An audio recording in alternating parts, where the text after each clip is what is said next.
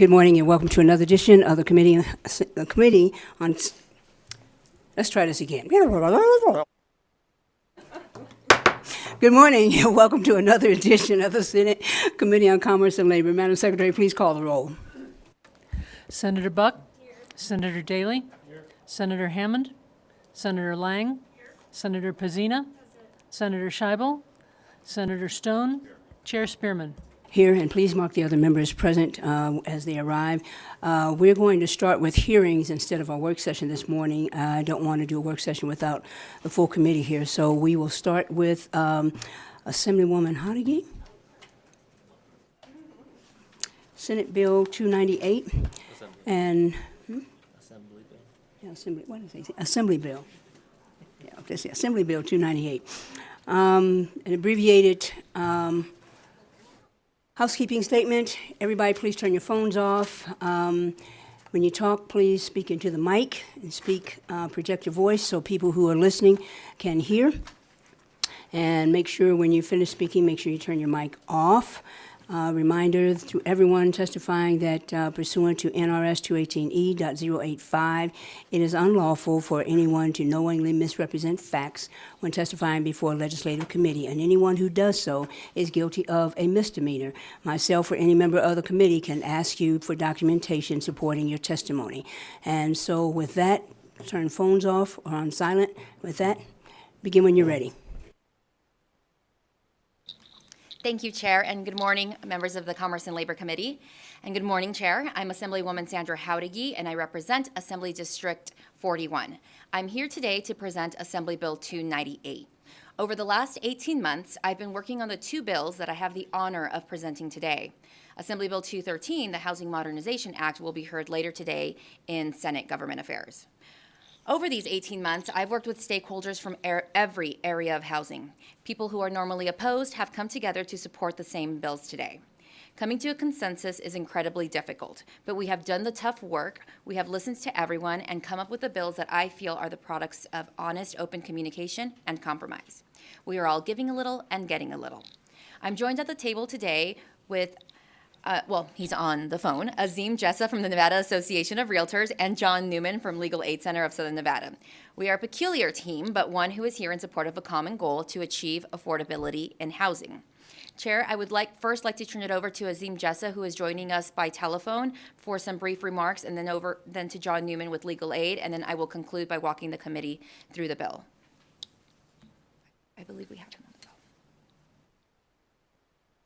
Yes, Azim Jessa. And last three, phone. Phone number?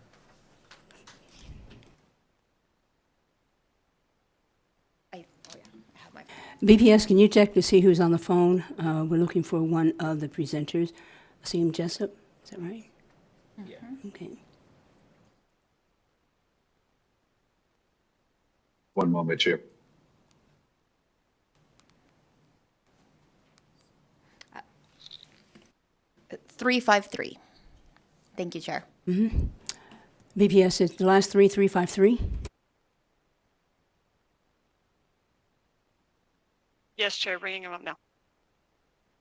Good morning. Thank you. My apologies for not being able to be there in person. Madam Chair, my name is Azim Jessa. Members of the committee, thank you for working with us on this. I'm here on behalf of the Nevada Realtors. We want to thank the majority leader for bringing this bill forward. During the interim, Assemblywoman Hodeggy met with all of the stakeholders numerous times to find a balanced solution to this housing crisis. Nevada Realtors appreciates the opportunity to be part of the solution, and we are here in full support of AB 298. Thank you again.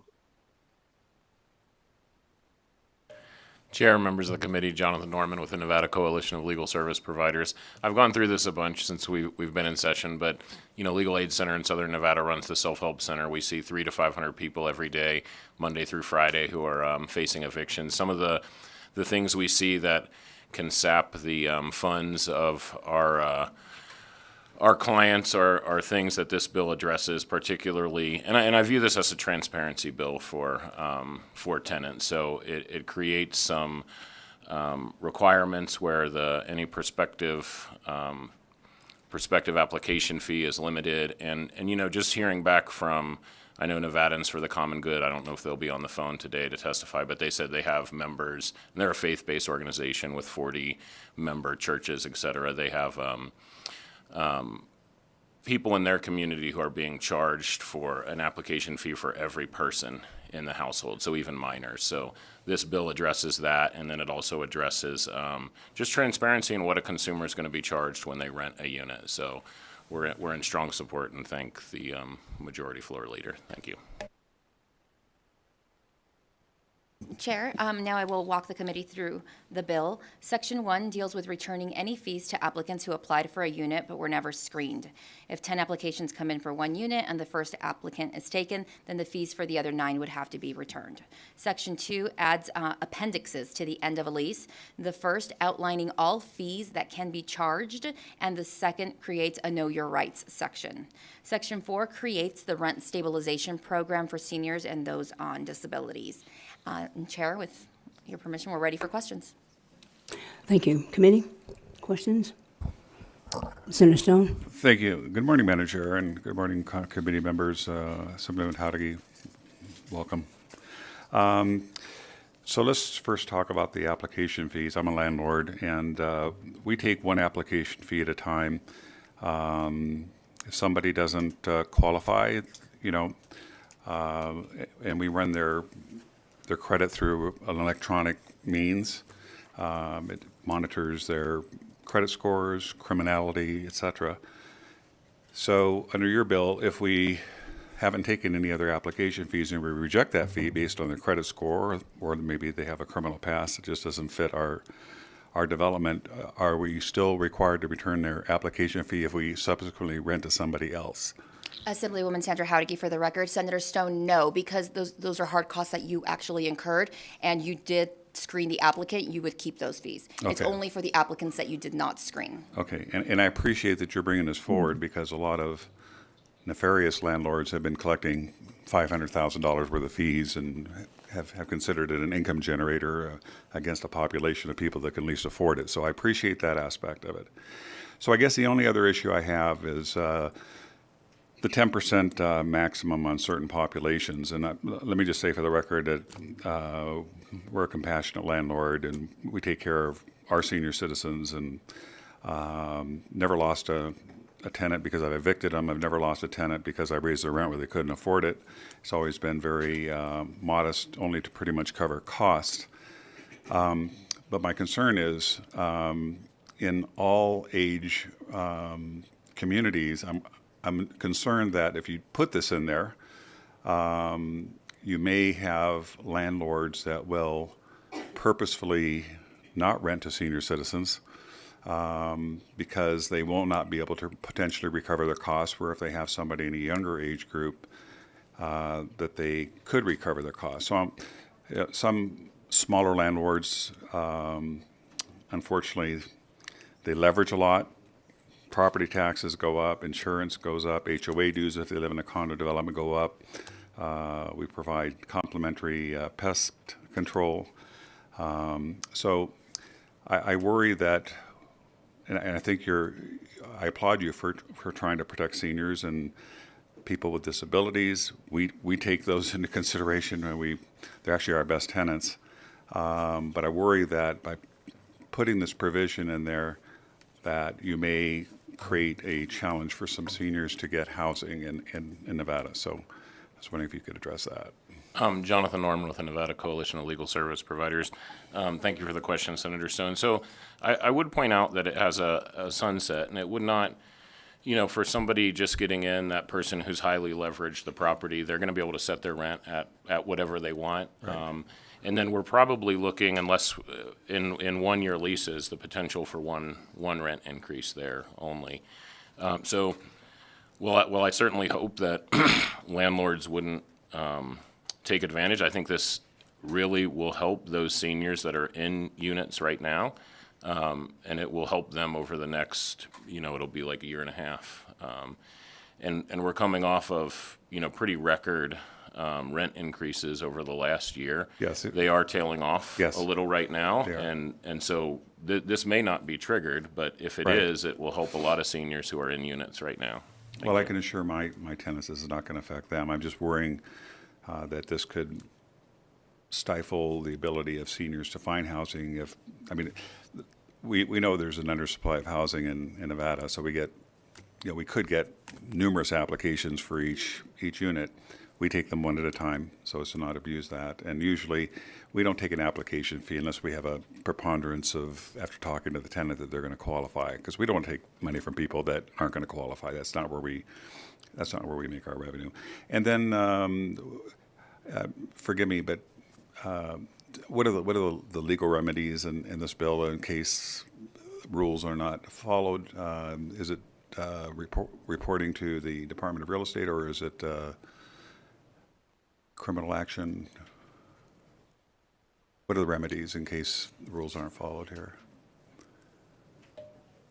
Jonathan Norman, for the record, Nevada Coalition of Legal Service Providers. So there's no criminal remedy in there. Okay. So, in these situations, if you suspected that you're, if they hadn't disclosed a fee in the fee disclosure portion, Okay. I think you'd probably be coming to the legal aid office and seeing if there was any remedy there. Yeah, you're good, because we always I know I saw another bill here where we have some criminal issues, and sometimes mistakes are made, and we certainly remedy them. And I also applaud the author that I think it's very good that you have transparencies of fees. I'd be happy to share you with one of my leases. On the back page, it shows you every single fee that could be potentially charged, not that they will be.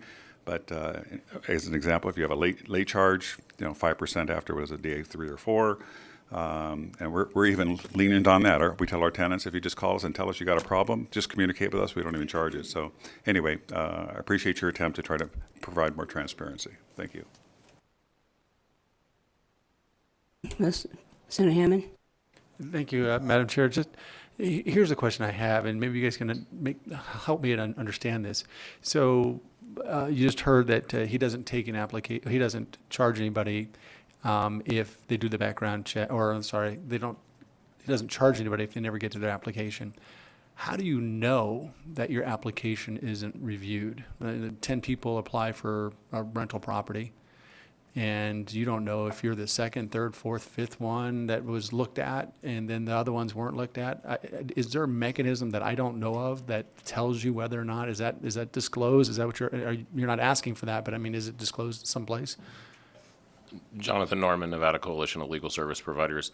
I would have to get back to you. I think there's a provision where the landlord needs to, if you request, needs to tell you why you were rejected. So I think that could be the first step in trying to figure that out. But I'll acknowledge that these are, sometimes we put things in the law because we want to deter bad activity, and sometimes the enforcement mechanism is really hard to pin something on. And that's the same for laws around discrimination, right? How do you, enforcing those or proving that those are happening is extremely difficult, and takes a lot of litigation costs, and can go and the solution can take years and years. So how this would come about, our office tries to track information. So if tenants who looked like who came in and said we were screened here and there, we would try to track what landlords, but how that comes to justice, I think that's a good question. Okay, thank you. Senator Stone for the second time. Only trying to help, Madam Chair, to kind of address my colleagues' concerns and maybe to give you some ammo, if you will. What I would suggest is that when you have these nefarious landlords, what they're doing is they're taking in multiple applications, and they can run an electronic report on them that usually costs around $25, $20, right? So they can do 15 of them, and they can say, well, we had 14 qualified, but the most qualified was number 7, and then they can collect the delta of those fees on the others. So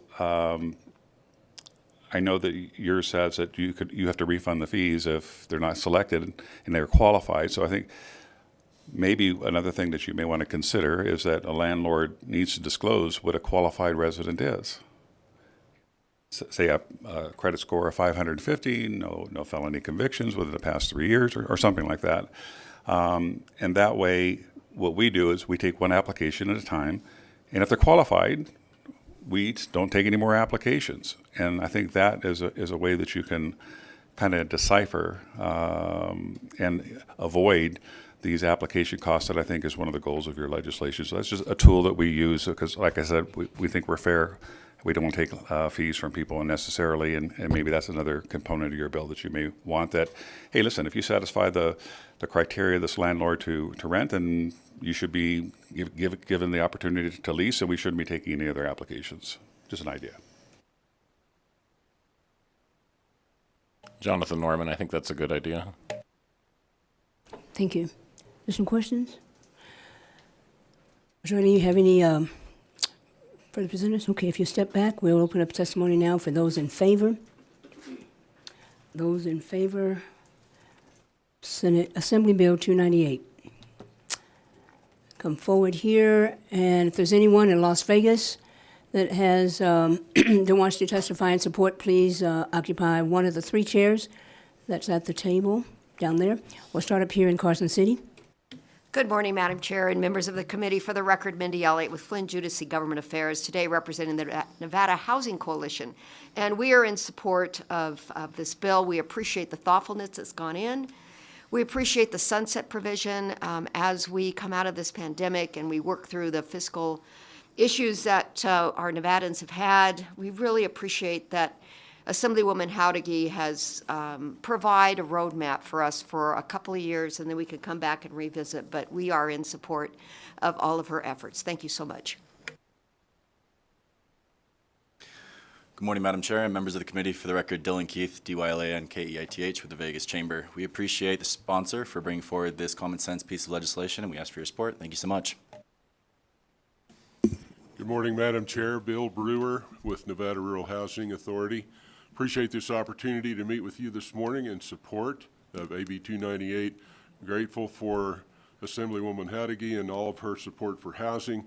We certainly support transparency in the lease and utilization of the housing units that we have, and would urge your passage of this bill. Thank you. Good morning, Chair Spearman and members of the committee. My name is Paul Cath, and I represent the Culinary Workers Union Local 226. The Culinary Union supports Assembly Bill 298, and we thank Assemblywoman Howdigi for bringing it forward.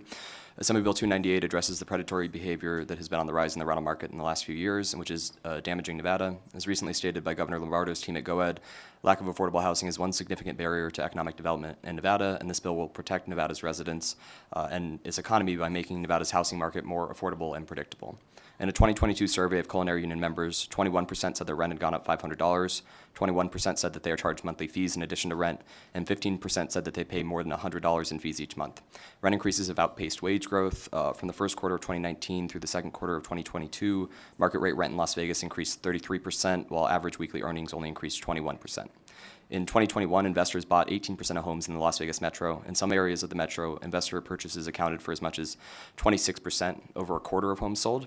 According to the January Census Bureau's Household Pulse Survey, 49.8% of adults in Nevada experienced difficulty paying for the usual household expenses in the last 7 days. In the first weeks of 2023, Las Vegas had the most eviction filings among major U.S. cities. While the Culinary Union supports the stronger measures contained in Senator Donate's Senate Bill 78, the provisions of this bill pertaining to application fees and tenant transparency for other fines and fees would certainly be a step in the right direction. The Culinary Union believes that every Nevadan deserves to be treated with dignity and respect, and Nevadans shouldn't have to choose between having food on the table or a roof over their head. The Culinary Union urges the committee to support and pass Assembly Bill 298. Thank you. Thank you. Let's go down to Las Vegas now. Senator Pat Spearman and committee members, my name is Laura Tooker, Lauratooker, and I'm a member of Green Valley United Methodist Church, which is a member of Nevadans for the Common Good. Nevadans for the Common Good, a broad-based organization of 30-plus dues-paying congregations and nonprofits throughout southern Nevada, representing over 100,000 people, supports AB 298. Through our member institutions, we've talked to thousands of Southern Nevada residents, walked through dozens of neighborhoods, and met with many community leaders. We've heard about the high costs and increasing barriers to obtaining affordable and fair lease agreements from across a diversity of residents. A consistent thread in the stories we have heard is the unprecedented rise in application fees for a house or apartment rental and a lack of understanding in general regarding other fees, including a lease agreement. The upfront expense of high application fees is an ongoing and costly burden for all families, including working professionals, foster parents, seniors, and students, that limits our community in finding permanent and stable housing. We heard a story from a clergy member who has been forced to pay hundreds of dollars for each application for a rental unit, with each application fee including costs for each family member, including his minor children. Currently, the application fees are not refunded when the potential tenant doesn't get the rental for which he applied, quickly depleting money needed for a deposit or paying rent once a unit is obtained. This limits a person's ability to apply for other housing when an application isn't accepted.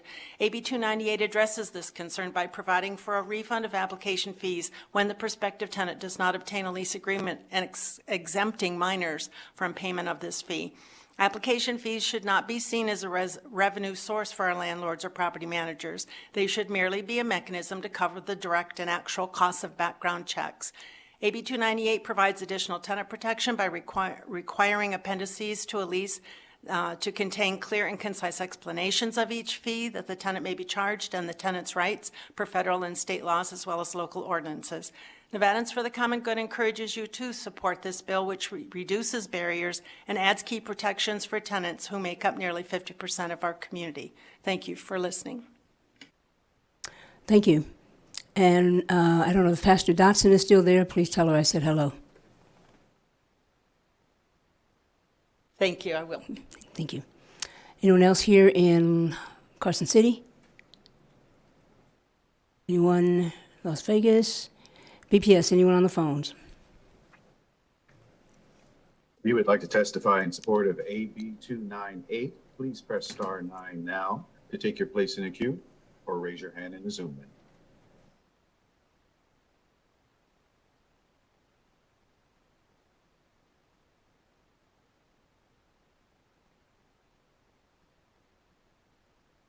Good morning, Chairman and committee members. This is Connie McMullen. I'm president of the Senior Coalition of Washoe County.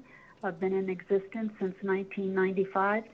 We would like to stand in support of Assembly Bill 298, as many of our members have been desperately in search of a resolution like this for the past 3 or 4 years. More of our seniors are finding themselves displaced, if not homeless. Affordability is just so sought after today. We thank the bill's sponsor and thank you for your time today.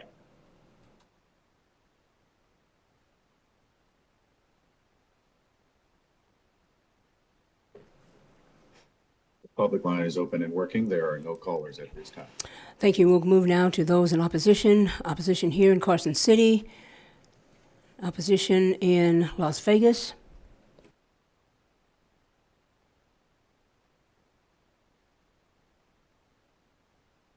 Madam Chair, members of the committee, good morning. For the record, John Sandy IV here today on behalf of the Nevada State Apartment Association. I want to thank the majority leader for including us in the conversation. While we do support many aspects of this bill, we continue to have serious policy concerns with the rent stabilization / rent control portions of the bill. Economists from around the world have rejected rent control as effective in increasing the affordability of housing. I recognize my time is limited. I'd like to highlight the five reasons or areas and consequences that rent control has proven itself.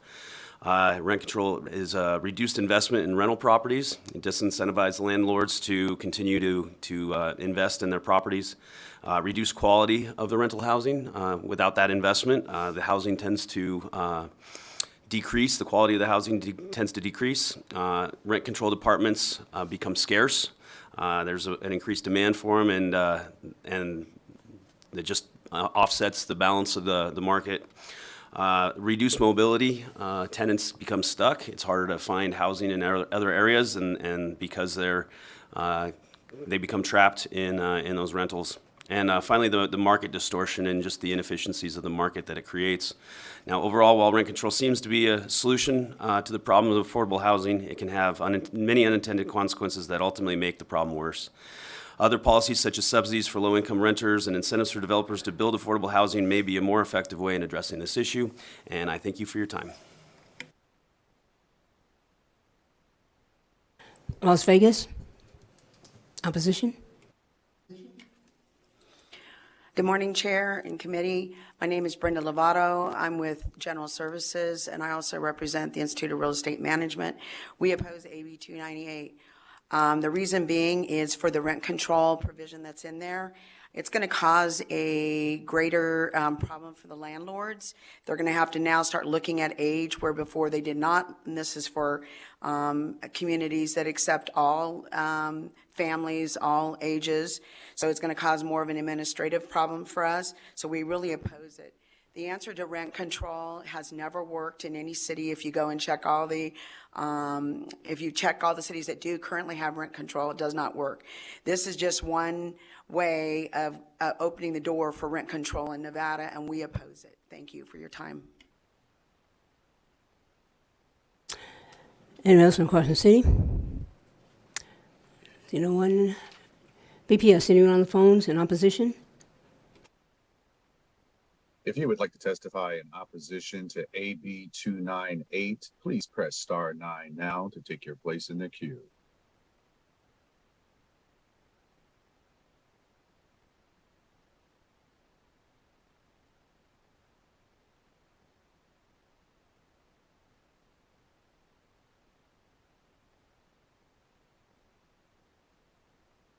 Caller, you're unmuted. Good morning. My name is Deborah Mittman. I'm with Capital Equities in Las Vegas. I support Section 1 and 2 completely, but I'm totally opposed to Section 4. I own a senior unit apartment complex, 240 units in Las Vegas, and several single-family homes. I do not raise my rents every year. I have some now I haven't raised in 3 years due to COVID. However, my expenses continue to rise by a large percentage. If rent control comes to Nevada, landlords will raise their rents every single year to the maximum allowed. We've seen this done over many years, and the effects are always negative, especially how crippling it has been in California, and investors are fleeing to Nevada and other states that respect private property rights. The bill is unfair because it puts the full burden of homelessness and housing insecurity only on one property class, the residential property owners. The state should offer subsidies to seniors or implement incentives to landlords so the burden of homelessness and housing falls on the entire state and not expect private property owners alone to solve the state's problem. Rent control never does work. I agree with everything the Apartment Association interjected. Thank you for your time.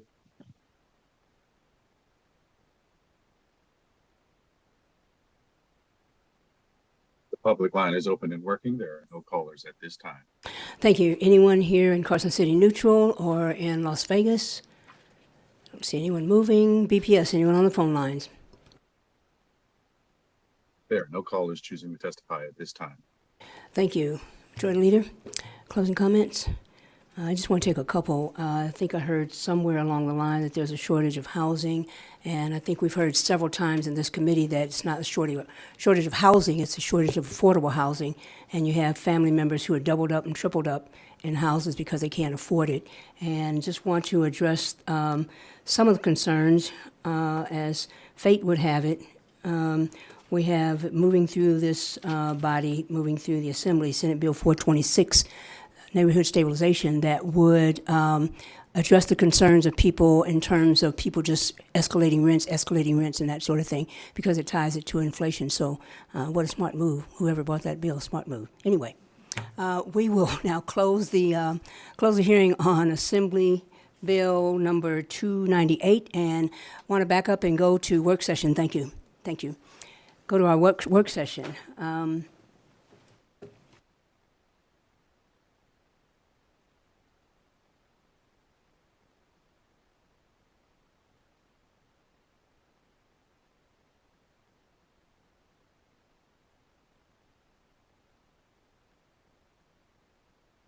Okay, Mr. Magonejo, let's begin.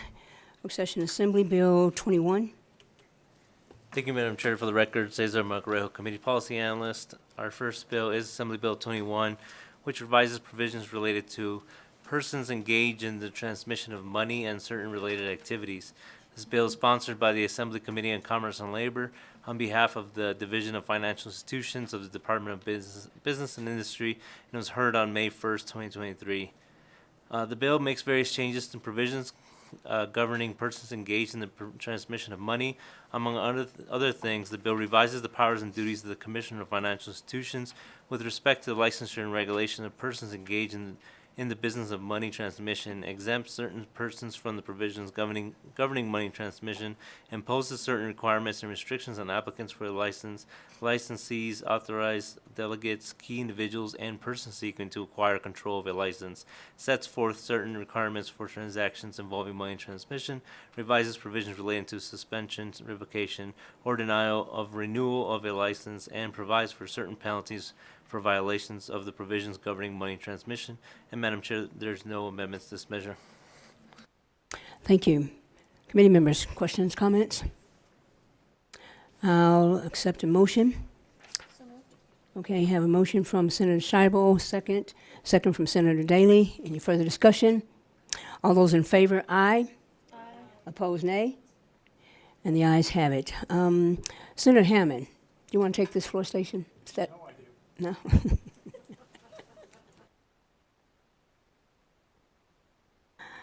Somewhere in California, there's someone opening auditions for comedians. So anyway. Mr. Megorejo. Thank you, Madam Chair. For the record, Cesar Magarejo, Committee Policy Analyst. Our next bill is Assembly Bill 22, which revises provisions governing the issuance of cease and desist orders for unlicensed activity in the State Contractors Board. This bill is sponsored by the Assembly Committee on Commerce and Labor on behalf of the State Contractors Board. And Madam Chair, there is an amendment proposed by Margie Green, Executive Officer of the State Contractors Board, which is to amend paragraph B of subsection 3, section 1, to replace either with take any or all the following actions. Madam Chair, that's all the amendments. Thank you. Committee, further discussion, questions? No. Senator Daly? Thank you, Madam Chair. And I did work with the Contractors Board on this, and I'm good with the amendment. But I just wanted to get on the record that I'm hoping that they will use the third option, and if somebody is not complying with the cease and desist, that they will seek the injunction to get them to stop working. I'm hoping that that's not the only tool they have, but I think if someone's ignoring that order, they need to take that action first. Thank you. And I'll concur because there's several people, as we heard, who are getting duped out of their money, so I concur. Any other discussions? All right, I'll entertain a motion to amend due pass. Have a motion from amend due pass by Senator Daly. Second? Second. I heard stereo. Which one? I'll take it. Okay, Senator Scheibel. All right, all those in favor, aye. Opposed, nay. Discussion on the motion? Discussion. Yeah.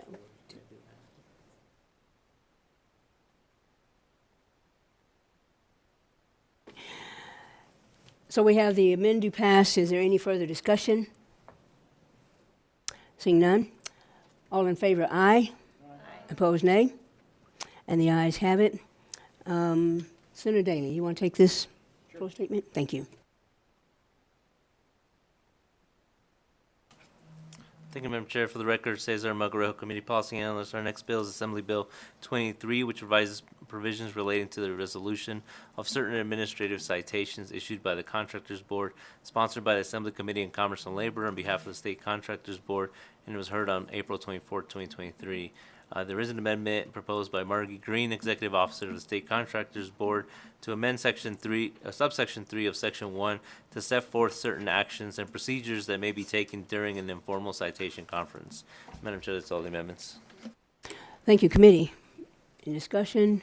Further questions? Okay, I will entertain a motion now to amend to pass. I have a motion from Senator Daly and have a second from Senator Pazina. Any further discussion? All right, all those in favor, aye. Aye. Opposed, nay. And the motion passes unanimously. Senator Pazina, you want to take that one? Thank you. Thank you, Madam Chair. For the record, Cesar Margarejo, Committee Policy Analyst. Our next bill is Assembly Bill 27, which revises provisions relating to the contractors who provide management and counseling services on construction projects. And it was sponsored by the Assembly Committee on Commerce and Labor on behalf of the State Contractors Board and was heard on April 24, 2023. This bill requires general building contractor who provides management and counseling services on a construction project for a professional fee to have an active license in the same classification or subclassification that are required to be held by the prime contractor on the construction project, and there are no amendments to this measure. Thank you. Thank you. Committee members, any discussion? I'll entertain a motion. I have a motion from Vice Chair Lang, second. Second from Senator Stone. Additional discussion? All those in favor, aye. Opposed, nay. And the ayes have it. Senator Buck, will you take this one? Okay, thank you.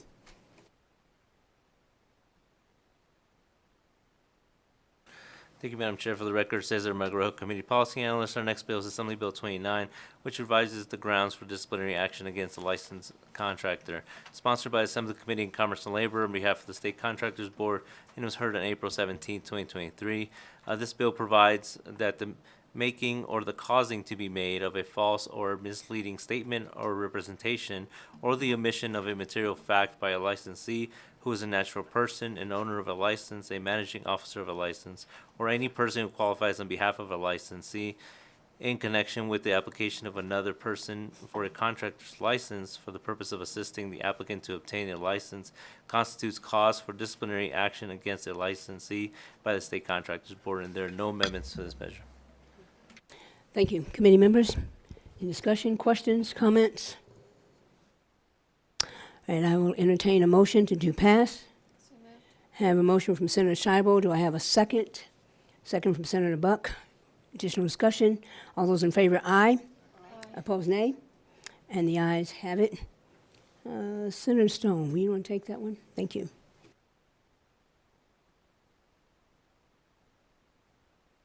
Thank you, Madam Chair. For the record, Cesar Margarejo, Committee Policy Analyst. The next bill is Assembly Bill 39, which revises provisions relating to contracts for work concerning certain residential improvements. Sponsored by the Assembly Committee on Commerce and Labor on behalf of the State Contractors Board and was heard on April 24, 2023. This bill authorizes the State Contractors Board to adopt regulations establishing certain requirements pertaining to contracts used by the residential contractor and the owner of a completed single-family residence who occupies a single-family residence for any construction, remodeling, repair, or improvement performed by a residential contractor to the single-family residence or any activity for the supervision of such work. The measure also sets forth certain information that must be included in such a contract, and a contractor's failure to comply with the requirements for contracts for work concerning a residential improvement or regulations adopted by the board subject to disciplinary action. Madam Chair, there are two separate amendments that were proposed for this bill. The first is from Margie Green, Executive Officer of the State Contractors Board.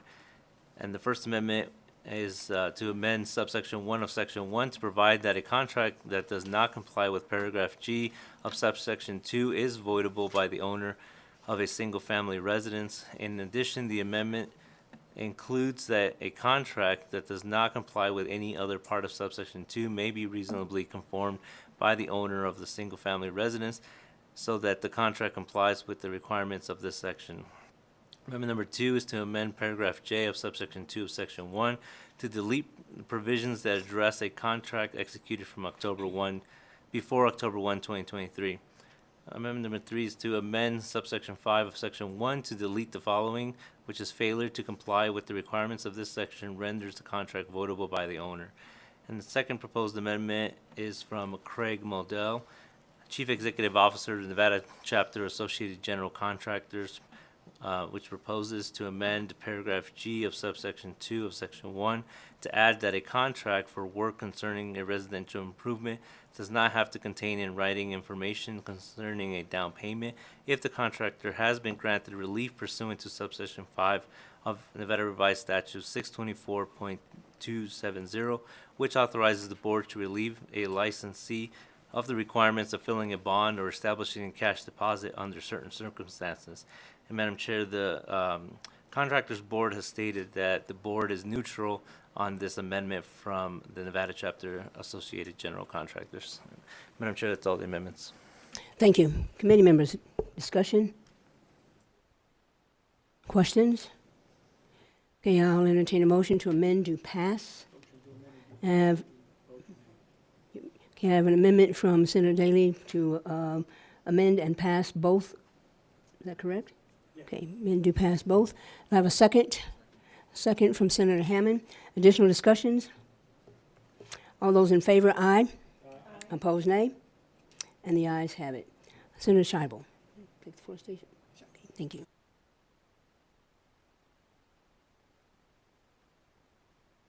Thank you, Madam Chair. Cesar Margareo, Committee Policy Analyst for the record. The next bill is Assembly Bill 78, which exempts certain providers of jobs and day training services from licensure as nurses. This is sponsored by Assemblywoman Brown May and was heard on April 17, 2023. This bill exempts a certified provider of jobs and day training services or an employee or independent contractor of such certified provider from the requirement to be licensed by the State Board of Nursing to engage in activities that constitute the practice of nursing, and there are no amendments to this measure. Thank you. Committee members, questions or comments? I'll entertain a motion to pass.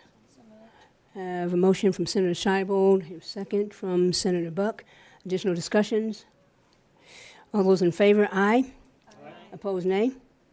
And the ayes have it. Senator Scheibel, you want to take that one too? Thank you.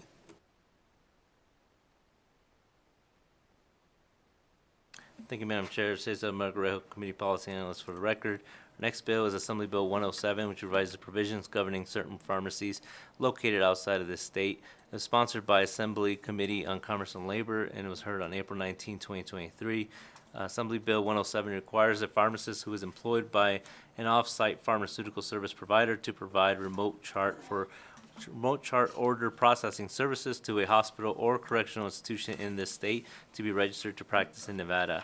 The measure requires a pharmacy located outside of the state that dispenses prescriptions to patients in Nevada as part of its application for the issuance or renewal of a license to provide to the State Board of Pharmacy the name of at least one pharmacist registered in this state who practices at the pharmacy and who is responsible for any prescription dispensed to a patient and any act or omission of pharmacy personnel who are not registered by the board. And Madam Chair, there are no amendments to this measure.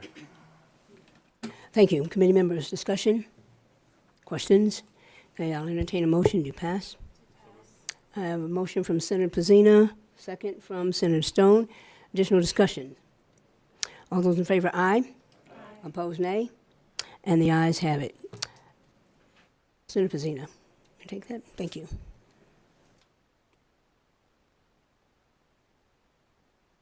Thank you, Madam Chair. For the record, Cesar Margareo, Committee Policy Analyst. Our next bill is Assembly Bill 146, which revises provisions governing video service, sponsored by Assemblywoman Marzola.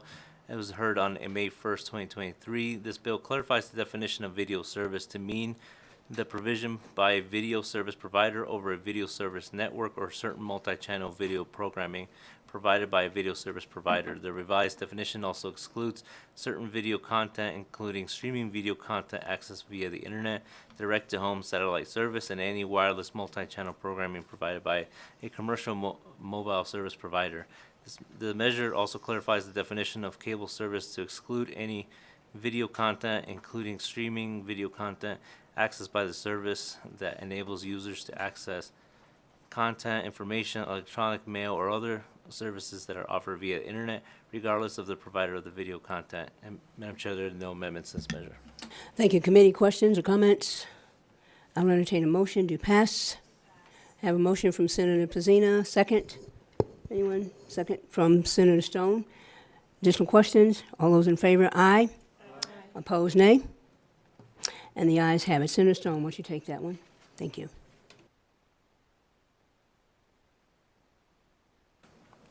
Thank you, Madam Chair. For the record, Cesar Margareo, Committee Policy Analyst. Our next bill is Assembly Bill 163, which revises provisions governing employment. This bill is sponsored by Assembly members Gonzalez, Considine, and Thomas, and Senator Spearman, Neal, and Harris et al. This bill was heard on April 26, 2023.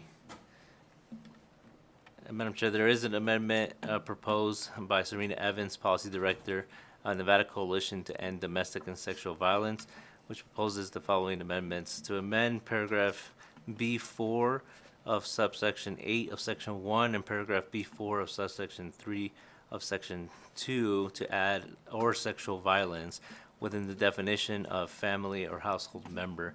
And the amendment also adds Senator Lang as a co-sponsor to the bill. Madam Chair, that's all the amendments. Thank you. Committee members, any questions? Comments? I'll entertain a motion to amend to pass. Amend to pass from Vice Chair Lang, second. Second from Senator Pazina. Any further discussion on the amendments? All those in favor, aye. Opposed, nay. And the ayes have it. Senator Buck, will you take that one, please? Thank you.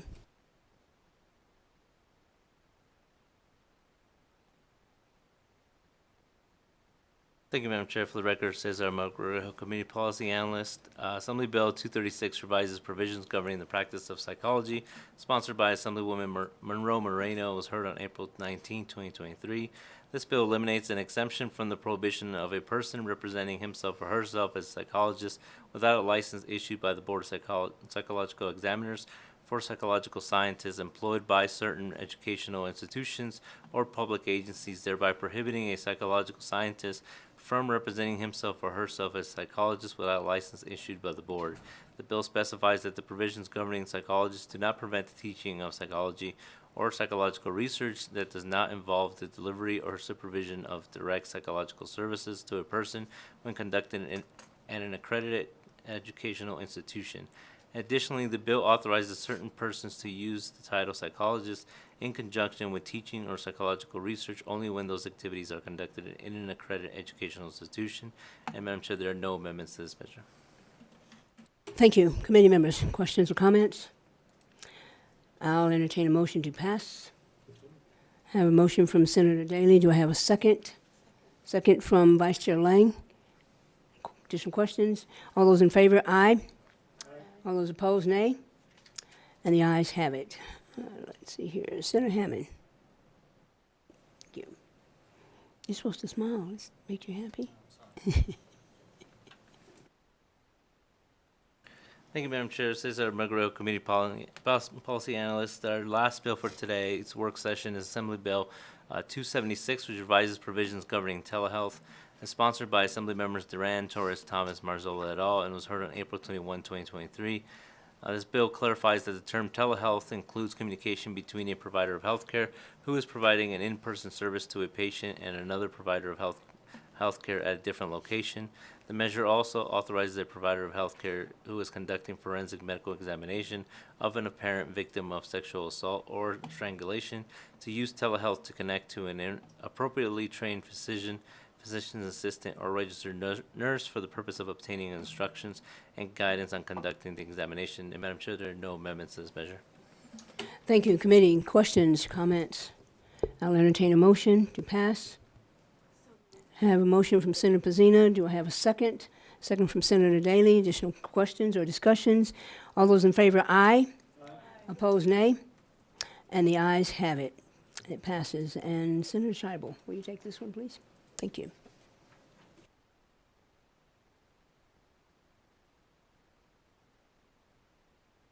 And that ends our work session. So now let's go back to getting some more work done. We'll now open the hearing on Assembly Bill 218. Assemblywoman Considine. The measure revises provisions governing landlords and tenants. Begin when you're ready.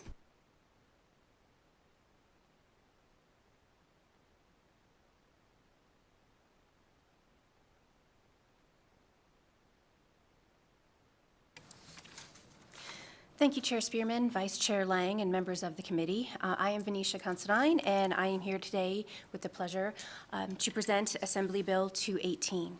Assembly Bill 218 brings certainty and transparency to individuals and families seeking a place to live via rent. Searching for a place to rent can be overwhelming. I'm sure you've heard that already today.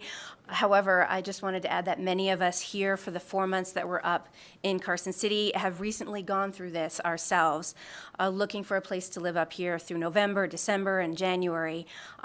Going through that process really helped me with this bill, and I found it both illuminating and incredibly infuriating in some respects. AB 218, again, focuses on transparency and certainty. There is an amendment. You should have it either in a hard copy or it is on Nellis, and I will go through that amendment as I go through this bill. This bill essentially does 5 things. Section 2 of this bill requires landlords to provide a free way to pay rent, which does not require a tenant to pay a charge or a fee for providing, and does not require providing personal banking information. For example, if they're paying by check, by money order, by cashier's check, this bill does not require how a landlord wants to take that free way to pay rent, but just that it is available and they can make those determinations. The reason being that some people don't have bank accounts, they are underbanked, they change their banks, or they simply believe in more privacy and do not want to share their banking information. In other words, this section ensures that the landlord or property manager is not profiting simply from the payment of the rent and offering that free way to pay rent. Section 2 also goes over if the landlord, I'm sure we're all aware that now there's been a very significant movement towards using portals to do everything when you are a tenant to connect with your property management company or with your landlord. And if a landlord requires a tenant to use a portal or internet website, whether it be for maintenance, to review documents, to exchange communications, request maintenance, any of those ideas, including as providing options to pay rent through the portal, they must list the costs and fees to pay that rent through the portal or website or any of those fees, and those fees cannot, at least for the rent portion, those fees cannot exceed the actual cost of the portal or the website.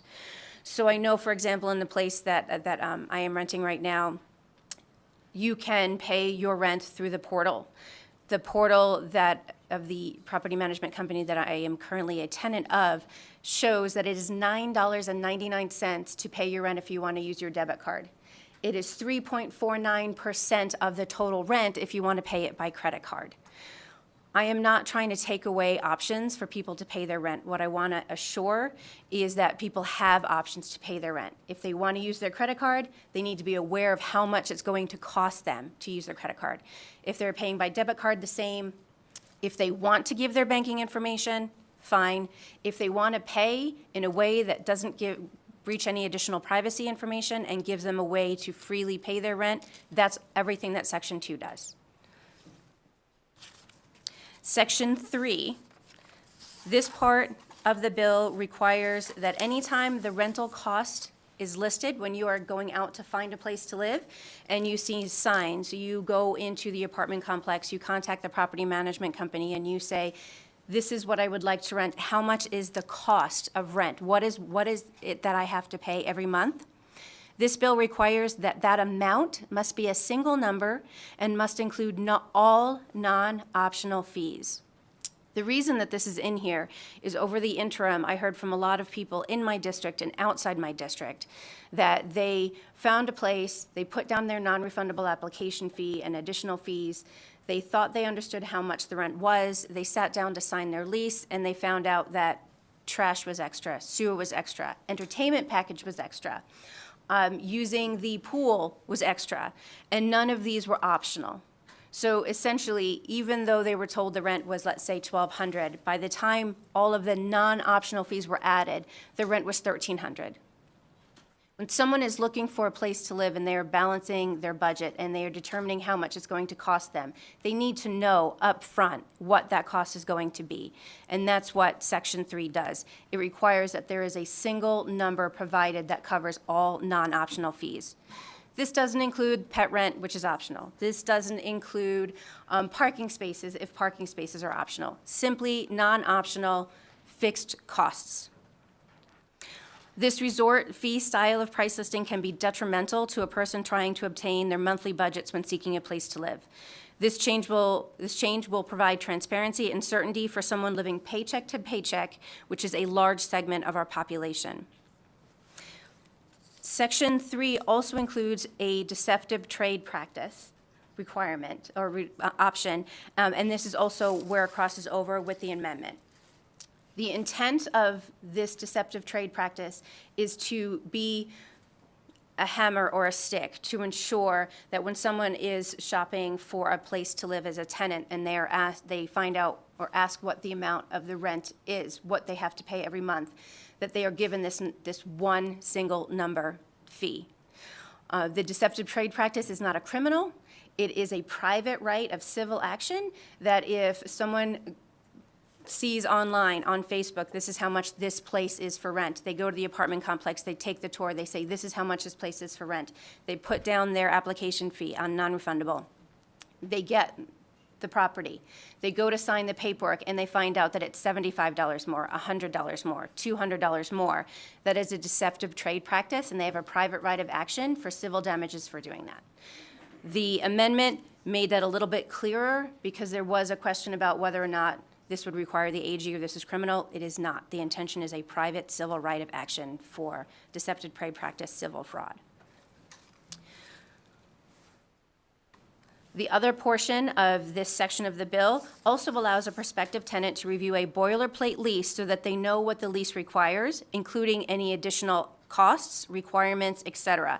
So they have a complete information before making a decision to put down non-refundable fees.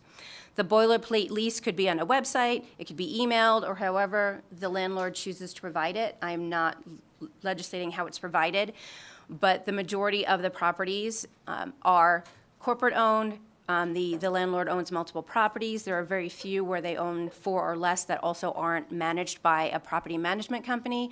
So these are typically boilerplate leases where there's just lines in them to be filled in for total costs. So this is just allowing a tenant who is looking for a place to live to review a lease to understand what is included, what the additional charges or fees are, and then that helps them make that decision. It is not a request to fill out a complete lease for everyone who just comes through the door. The last piece that I do want to talk about is when I brought this bill to the Assembly, there were some questions about water bills.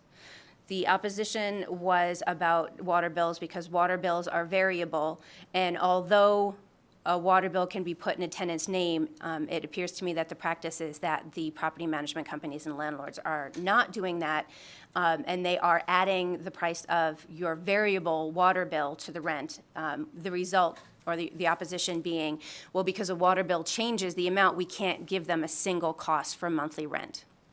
I spoke with the Southern Nevada Water Authority and also believe they spoke with TUMWA, and at least in Clark County, you can add another name to a water bill. So you can have your property manager, you can have your landlord. If the worry is, as was expressed to me multiple times, a tenant running up a $1,500 water bill and then it becoming a lien on the property, this gives both an option for the tenant and the knowledge for the landlord.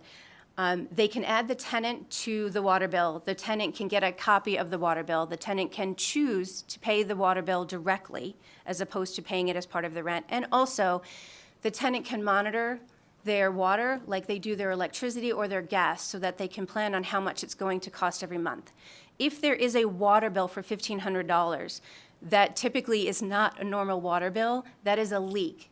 And not only should the tenant be aware of that to make sure that they're not paying for water for something that is outside of their control or use, but also the landlord can be aware of it to fix it.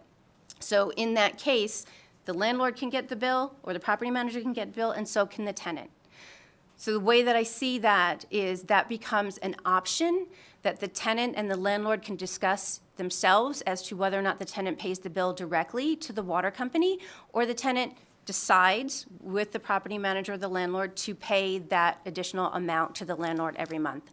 And then it becomes optional. So that still leaves the rest of this bill intact, whereas any non-optional fee is the single amount of rent. That might have been a lot of information very quickly, so I'm happy to take any questions, and I appreciate you all listening to my bill. Thank you. Questions? Senator Stone. Yeah, thank you for your presentation. I'm sorry we haven't had a chance to meet. I am a landlord, and so I'm reviewing your bill, and I like a lot of parts of your bill. The parts that I'm not excited about, obviously, is the private right of action. As you know, every billboard sign in Southern Nevada is somebody that wants to sue you. And you've got a lot of small mom and pops out there that can make a logistical error. And I would prefer to see some type of mandatory arbitration, mediation, because a large lawsuit can put a small landlord out of business. So I'll just state that for the record.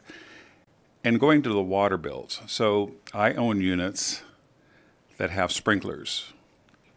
And the way that the building was constructed, the water company cannot turn off the water for certain tenants of mine because it will shut off the water for the sprinkler systems within the building. And so I require my tenants put the water utility in their names, and I only get notified by the water company when it gets to be like $700-800. And it's happened on more than one occasion. And the water company tells me that I have to pay the bill, or they'll lien the property, or and that the tenant cannot have it in their name anymore because they have a history of delinquency. So I bring that to your attention. That could be a problem. And again, that's not my policies. That's the water company's issues. So I hope that you'll consider how we deal with that when they are delinquent. Thank you for the question. Through Senator Spearman, through the chair, to Senator Stone. Just go to red. Go to red. Venetia Consign for the record. As to your first point on the large lawsuit, so these are private right, civil right of action. These are going to be cases that are in small claims, if they even get there. The idea is that because there is that stick, that we don't see this.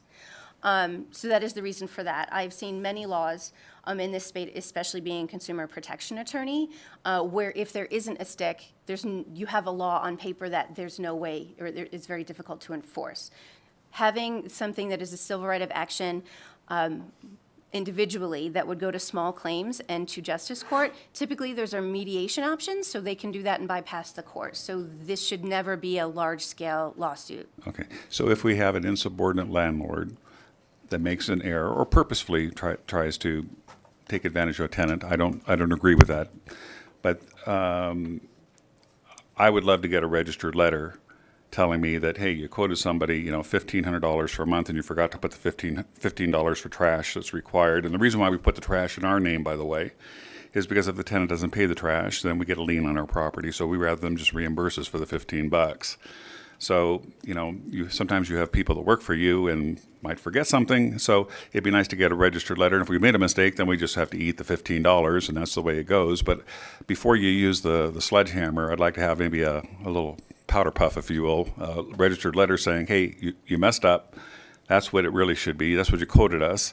And if you don't change it within 10 days, then we reserve the right to file a lawsuit against you. So I hope that you'll make some consideration for a warning letter, if you will, maybe registered. And if after 10 days the landlord doesn't cure, then by all means, sue. To Senator Stone, thank you very much. Appreciate the question, the comment, Venetia Considine, for the record. I will consider that. Thank you. I appreciate bringing that to my attention. The way I was viewing this is that there are multiple parts to this. So when ever someone looks to see at the lease or is talking to somebody that, I'm assuming there are probably new people and old people that work at a place, that they know what all of those fees are, and having them as a single amount streamlines all of that. But I appreciate that, and I will consider that. And to your second issue where you had mentioned about the water bill, I know, like I said, in Southern Nevada, you can put 2 names on it so that the property manager or the landlord always gets a copy of that water bill. You mentioned that the water bill is already in the tenants' names in those cases, so that is not part of this bill anyway? They are in the tenant's name, but the legal owner has to be a legal backup. So if the tenant doesn't pay, it goes right to the landowner. And if he doesn't pay, then they lien the property. That's the way it works when it's connected to the sprinkler system. So it's just a little nuance that I wanted to make you aware of. Thank you. Thank you, Senator Stone. I do appreciate that, and that might be something we need to work on in another session. Senator Scheibel. Thank you. This is more of a comment than a question, I guess, about the letter before a small claims action that I've filed actually 2 of them in justice court here in Nevada. And if I've had to provide a copy of a certified letter that I sent to the defendant first before I was even able to file in justice court, I would assume that that is required in all 17 counties in Nevada, that you can't just file a lawsuit without having sent a certified letter first with either a demand or an explanation of the remedy that you're seeking before you can file a lawsuit. So I think that that's already part of Nevada law, or at least the policy in every county I've practiced in. And I don't know if legal can speak to that, or if that's kind of outside of the scope of the bill. But just as a practitioner, I can say that you can't just go file a lawsuit without having at least tried to resolve the matter without filing a lawsuit first.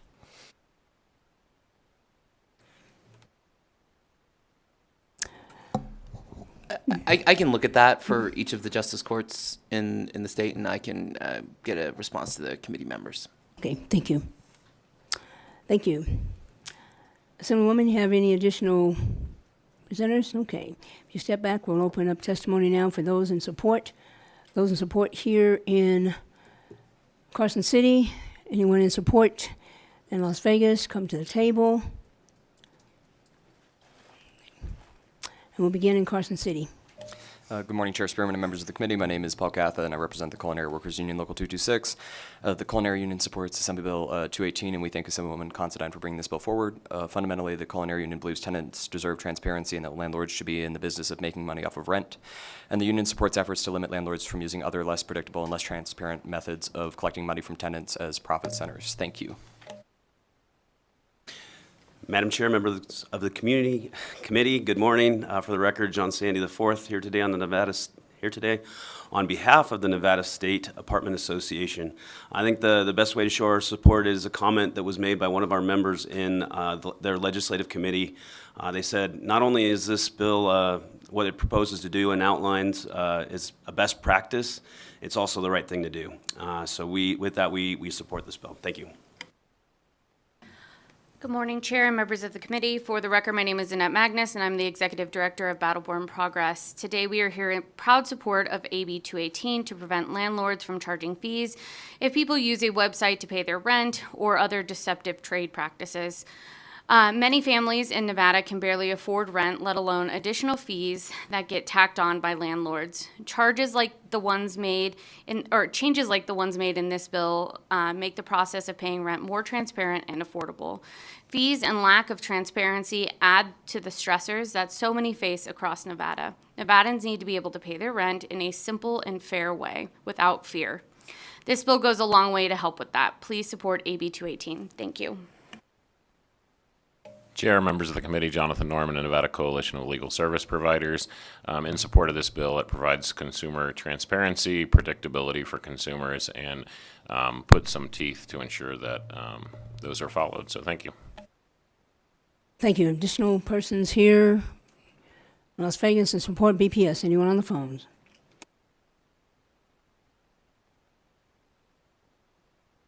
If you would like to testify in support of AB 218, please press star 9 now to take your place in the queue.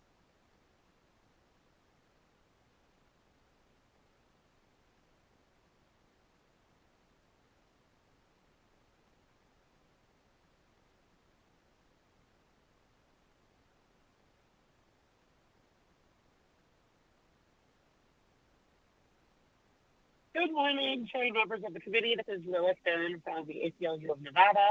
We would like to stand in strong support of this measure and thank the sponsor. Thank you. Can you spell your name, please? Lilithbaram. Thank you.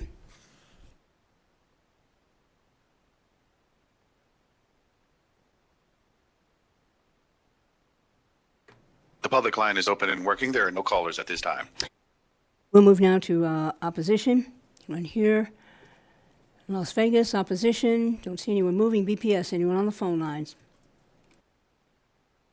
If you would like to testify in opposition to AB 218, please press star 9 now to take your place in the queue.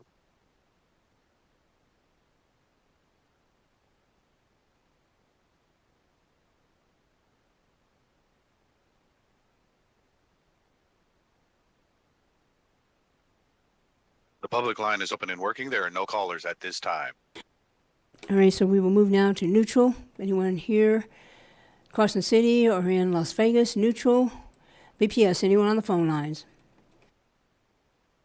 If you would like to testify in neutral for AB 218, please press star 9 now to take your place in the queue.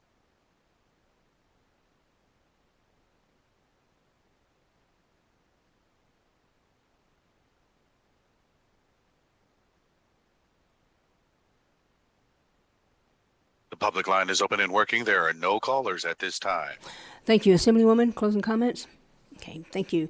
So we'll now close the hearing on Assembly Bill 218, and we'll open up the hearing on Assembly Bill 223. The measure revises requirements related to collection agencies. Thank you, and please begin when you are ready. Good morning, Chair Spearman, members of the committee. My name is Max Carter, Assemblyman from District 12 down in Las Vegas, the east side of Las Vegas, and I'm here to present Assembly Bill 223.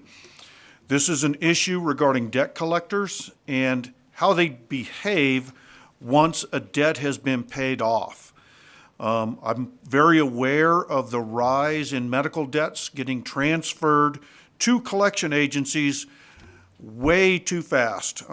Experiencing them as a trustee on my union's health trust, about quite often these medical debts ending up in collection before the EOB's explanation of benefits are even put out, leaving people wondering what's going on. Well, this hit me head on right about the time of the election, where I had a renter. We've been talking about property management. I own one house. It's a family legacy house. It's right behind me. I had a renter go crazy, destroy my house, a house that was paid off, and so I had to take and get finances to rehabilitate the house. So I applied to get a primary mortgage on it, and all of a sudden there's 6 medical debts that pop up on my record that I had to clear up in order to get that taken care of. They were all medical debts going back 5-6 years, some of them involving a family tragedy that honestly came about at a time when I wasn't thinking straight.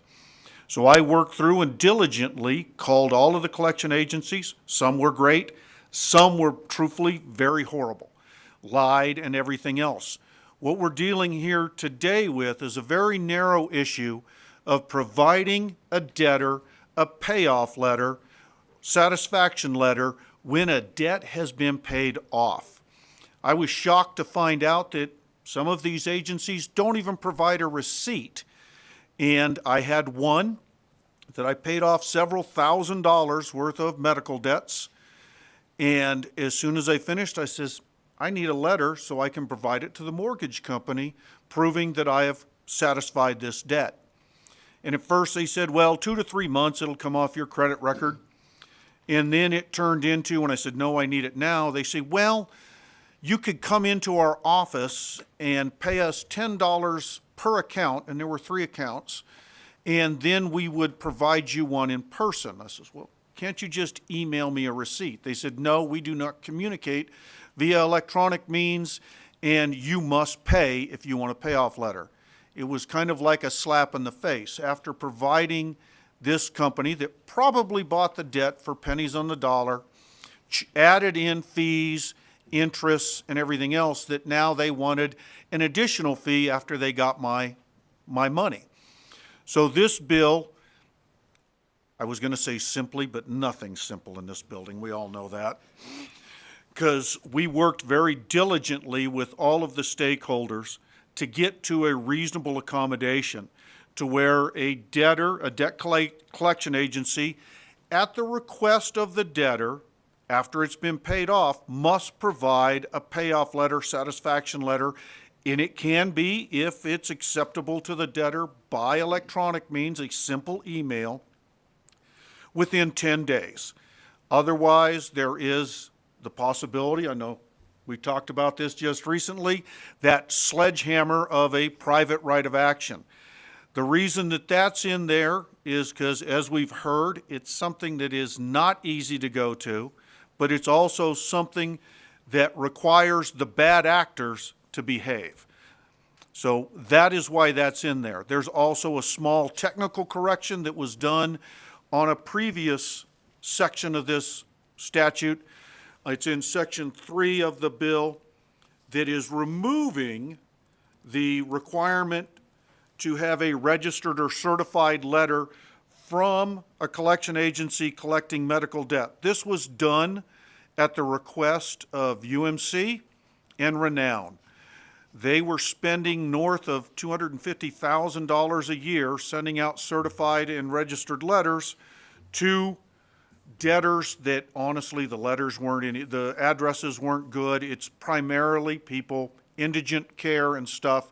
It's our safety net facilities that are having to spend money that really has no bearing on the outcome of what's going on. It was creating a burden on those facilities. The organization, Legal Aid of Southern Nevada, that had brought this original legislation that did not include that, it was amended in during the committee process, agreed wholeheartedly that it was not necessary. And so that was removed with support of both sides. And with that, I'm going to turn over the presentation, although I don't know if there's much need to now, to Mr. Cogburn to walk through the bill. Thank you. Good morning, committee and chair. Jamie Cogburn with the Nevada Justice Association. Assemblyman Carter did walk through the bill pretty well and covered everything. I will quickly go through it. Section 1, subsection 1 lays out what needs to be in the letter, how the request needs to be made, and essentially it is a payoff letter. Hey, I'm the debtor, creditor, how much do I owe you, and what is that amount going to be? How you can send that letter as you walk through it, and then when you get down to subsection 3, what needs to be included in a payoff letter provided to the debtor by the collection agency. So the total amount, the principal amount of the claim, the amount of interest and fees, and then an expiration for the payoff, meaning if there's going to be interest and fees and they continue to accumulate, and we say it's June 5th is the deadline, this would be the amount on June 5th or a per diem day interest charge that may be applied, so the debtor knows exactly what amount to pay depending on the day they pay it. When you get into subsection 4, it goes through how many times you can request this letter. There was some concerns from stakeholders about somebody consistently just requesting these letters over and over, so we addressed that. Subsection 5, that it's provided when you get into the satisfaction letter showing the debt is paid, and that's to be provided within 5 business days that the debt is satisfied. And it needs to be on letterhead so you can, as Assemblyman Carter indicated, sometimes you're in the middle of escrow, it needs to be provided quickly, and so that can be satisfied and you can close escrow. And then we do get into subsection 6, which details the private cause of action, so to speak, the sledgehammer, and to make sure, whether it's a stick, that things happen, and then the definitions. And then at the very back of the bill, as Assemblyman Carter indicated, we removed that in section 3 that letters have to be sent via registered or certified mail when it refers to medical collection debt. And with that, I would open it up to any questions. Thank you. Thank you. Committee questions? Questions? Oh, good job. Either good job or everybody's tired. So if you step back, we'll open it up for public support.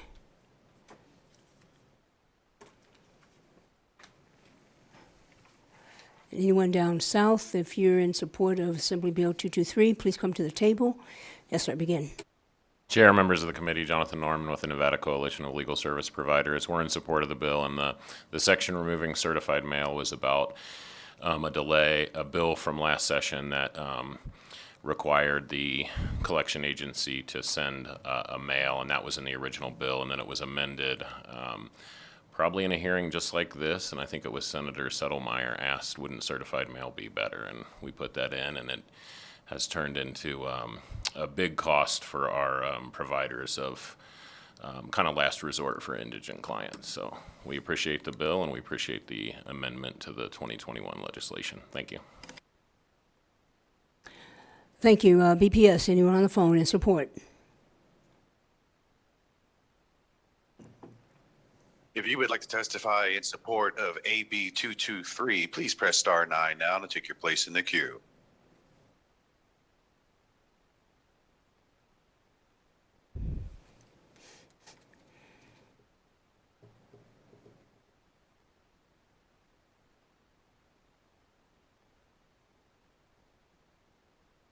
Good morning, Chair and members of the committee. I am Adam Darren. That's ADAMDARRIN. I'm the Director of State Government Affairs, Leukemia and Lymphoma Society. Our mission is to cure blood cancers and improve the quality of life of patients and their families. We're testifying in support of AB 223.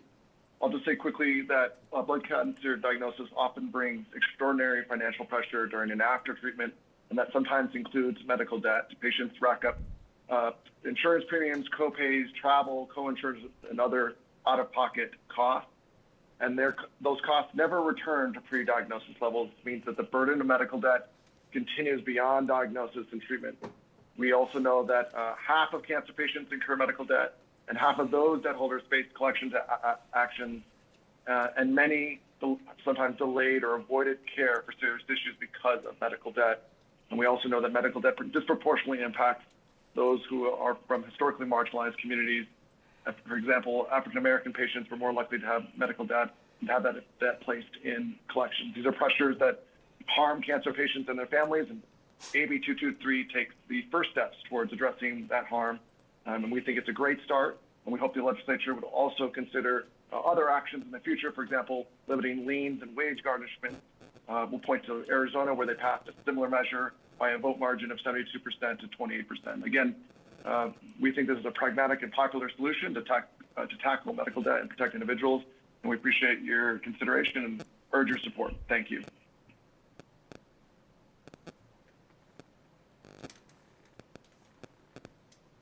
The public line is open and working. There are no callers at this time. We will move now to those in opposition. Let's see one up here. So opposition in Las Vegas. Please begin when you're ready. Good morning, Madam Chairwoman, members of the committee. For the record, my name is Mike Randolph, Mikerandolph. I am the owner and operator of HOA Collections, LLC. I've been a Nevada licensed collection agency manager for 30 years and have specialized in recovery for common interest communities for the last 23 years. There are a few pieces of this bill that I find untenable and which cause me to be against it. One is the requirement in Section 3A1, the total amount due as of today. Unfortunately, if you're working a retail collection where it's a fixed debt that just has an interest charge on it, that would be easy to do. But in common interest communities, we have late charges that accrue, we have ongoing assessments, so the balance continues to change as it goes through. And the last thing I would want to do is send somebody a payoff letter, so when they come in the office to pay it, it's incorrect. That would be a problem because the legislated letter would need to be based on today as opposed to giving a date either 10 days away, 15 days away. Most commonly in common interest communities, it would be through the end of the month. And as far as being able to, for the homeowner to be able to calculate interest, I'm sorry, because NRS 116 doesn't allow interest on any assessment for 60 days after it is delinquent. Even accountants don't get that one right. Specifically, in my office, we typically send out a payoff letter because NRS 116.3116 sub 13 already requires us to do that within 10 days. But I would like to be able to have a time frame that we could give them as opposed to today only, because when we send out that payoff letter, here's what it'll be in the 10 or 15 days from now when they actually come in to pay it. Section 1.5 requires us to send a satisfaction letter within 5 business days after the date on which the debtor satisfies the claim. The satisfied claim being the day they mailed the check, the day we received the check, the day the check got deposited, the day the check cleared. I do weekly deposits on Fridays, then hold the accounts for 5 days when I'm dealing with cashier's checks, title checks, bank priority lien checks, bankruptcy trustee checks, money orders. I hold personal checks, out-of-state checks, out-of-country checks for 10 days. Sending a satisfaction letter at 5 days before the check is cleared would definitely cause issues. It would make it so that I would be open to vexatious litigation on every single account I work. I have no problem sending payoff letters or satisfaction letters. The time frame is my biggest concern because I can't send a payoff letter when the check has not cleared. Thank you very much. Excuse me just a minute. Before you leave, I just got a couple questions, and I'm going to ask Mr. Cogburn if he'll come back because I want to clear this up while everyone's listening. So in the last 2 sessions, we've had some bills regarding HOAs, and I've been told on each time that there aren't that many instances where homeowners get entangled with collection agencies. But what I just heard you say really discounts everything that they have said.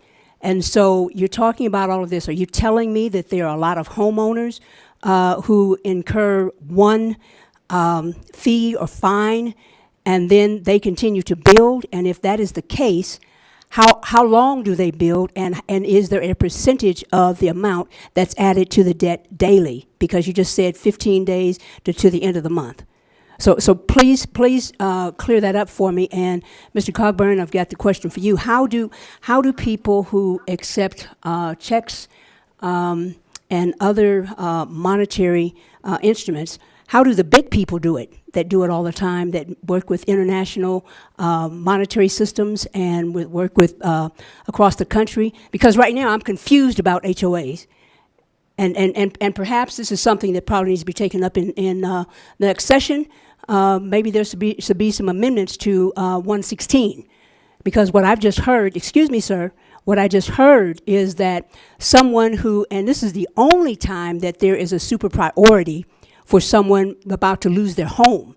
And so someone who's about to lose their home and they're still making mortgage payments, what I just heard you say, sir, is that all of that can be for naught because you don't have the time or you don't have the system set up that will address these sorts of requests in a timely manner. Mr. Cogburn, please address that, please. Jamie Cogburn for the record. Yes. Regarding the satisfaction of the debt, that provision is clearly when the debt is satisfied so the check clears. Many collection agencies don't even accept personal checks. It has to be money order or cashier's check. But if somebody wrote a personal check, the check is deposited. Once that check clears, that's when the 5-day business day starts to run.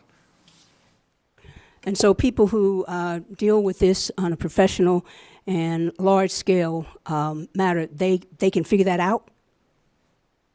Jamie Cogburn for the record. My experience is I have not seen that issue that it's ever been a problem.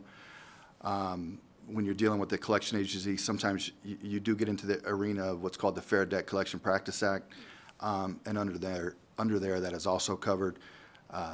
So I have not seen that. Frankly, I have never seen that in my career as an issue. Yeah, thank you, because as I said before, you're talking about someone who's trying to get a letter indicating that the collection has been satisfied, and what I hear from someone who has the power to take someone's home, that they cannot do that in a timely manner because of all the stipulations that are in Section 3. And so I'm just trying to be clear. Thank you. Someone else sitting at the table in Las Vegas? Yes, good morning, Chair Spearman, Senate Commerce and Labor. My name is Roberta Olanger Johnson. I'm an attorney with Creditor Rights Attorney Association of Nevada. We remain in opposition to AB 223 as amended for the following reasons, which have actually been provided to the sponsors. First of all, Section 1.1, we believe that 10 business days after the date on which the debtor requests a payoff letter is commercially unreasonable and actually can amount to unfair. Unfortunately, there are mail delays. I myself have experienced a 35-day mail delay in rural Nevada, which resulted in a consumer protection attorney coming after me within a lawsuit for failure to comply with deadlines. It turned pretty ugly, but it does happen, and since this obviously would cover rural Nevada as well, we believe that it would be more fair for it to be from the date that the collection agency receives the letter. We don't believe the bill is unreasonable. We just have a few issues. The next one is Section 5. I heard Mr. Coburn say that is from the date that the check has cleared, and that's our issue. We would like to see a language clarification there, because for me, tender of a title check or an IOLTA check, I am absolutely willing to go ahead and issue satisfaction letters or to lift liens.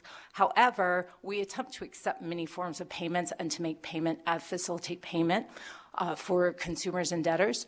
And we believe that any other kind, based on the language as drafted, would invite fraud. We do accept personal checks. We do accept money orders. There is certified mail fraud. We've had payments stopped, all kinds of things. So if there were a language clarification, then we could lift our concern on that. Section 6, we do remain conceptually opposed to this. We don't believe that the mechanism of a lawsuit serves consumer protection effectively. We believe that it's expensive. It's also a very long way to get what you want. This is obviously more, if you're talking about a consumer who has been enriched and is at the beginning of the process requesting a payoff letter, then that doesn't seem quite logical to us. We believe that if they're having trouble getting that letter, then a regulatory complaint is far more efficient, cheaper, and will get the results that they're looking for really quickly, as opposed to a lawsuit that could take years. So at this time, we do remain in opposition, but thank you very much for listening to my concerns this morning. Thank you. Anyone else?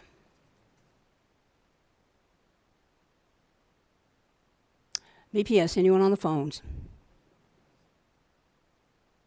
If you would like to testify in opposition to AB 223, please press star 9 now to take your place in the queue.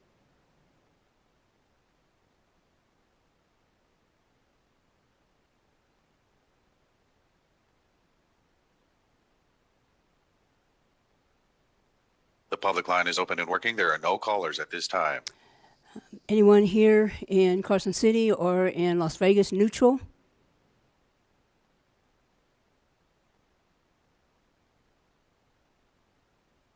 Going to Las Vegas, begin when you're ready. Good morning, Chair. Sandy O'Loughlin, Commissioner for Nevada Financial Institutions Division. We're neutral, just here if anyone has any questions. Thank you. I don't know whether you're the correct one, but last session we did pass a bill that HOAs were supposed to give to, I want to say it might have been the real estate division, but somehow I think you all were a part of that. But they were supposed to provide the zip codes where homes were repossessed for lack of payment for HOA fees, fines, or whatever it is they're calling it these days. So are you all getting that information? Sandy O'Loughlin, for the record. I believe that is the real estate division. Okay, we'll check and make sure that you all are getting that information. Thank you.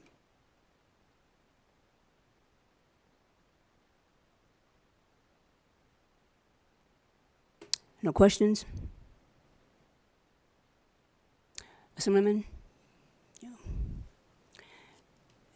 And let me just make a statement because it's a little bit irritating to me when I have constituents who talk to me about incurring a fine or fee or whatever it is that they call it under 116, and had a veteran to call me who had lost their home.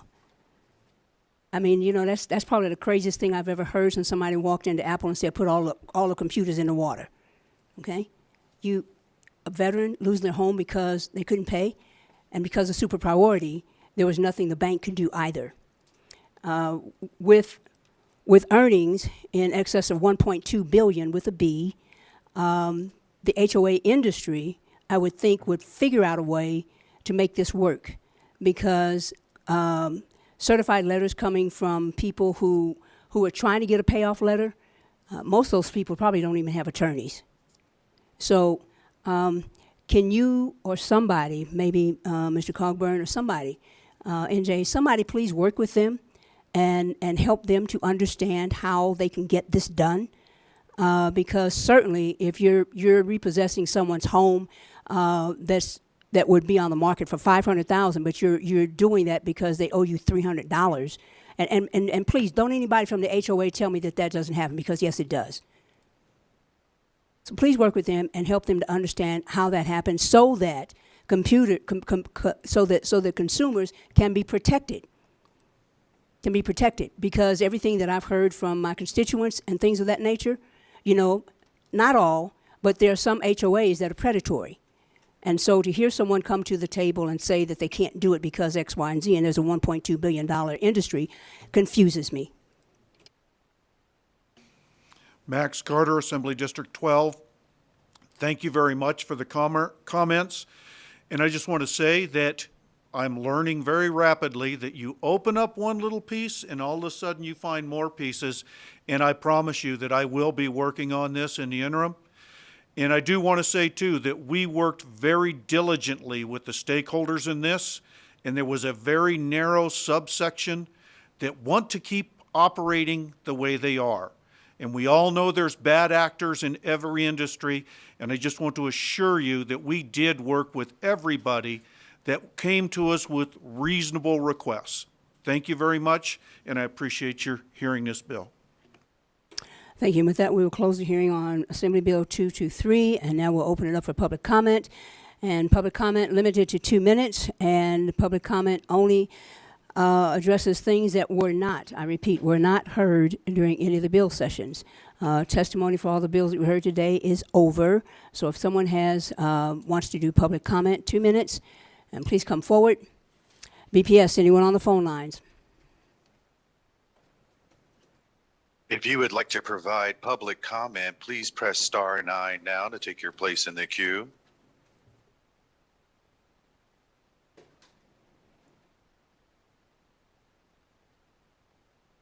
The public line is open and working. There are no callers at this time. Thank you. And with that, we will conclude today's hearing, and we'll see you right back here again on Wednesday. And just to all the committee members, we are going to be on a marathon between now and the 19th. So if you all can read the bills, and if there are any pressing or extended questions that you have, if you all can get with the sponsors prior to our meetings, that would be advantageous to everyone, so we can get through all of the bill hearings. So with that, we are adjourned. See you on Wednesday.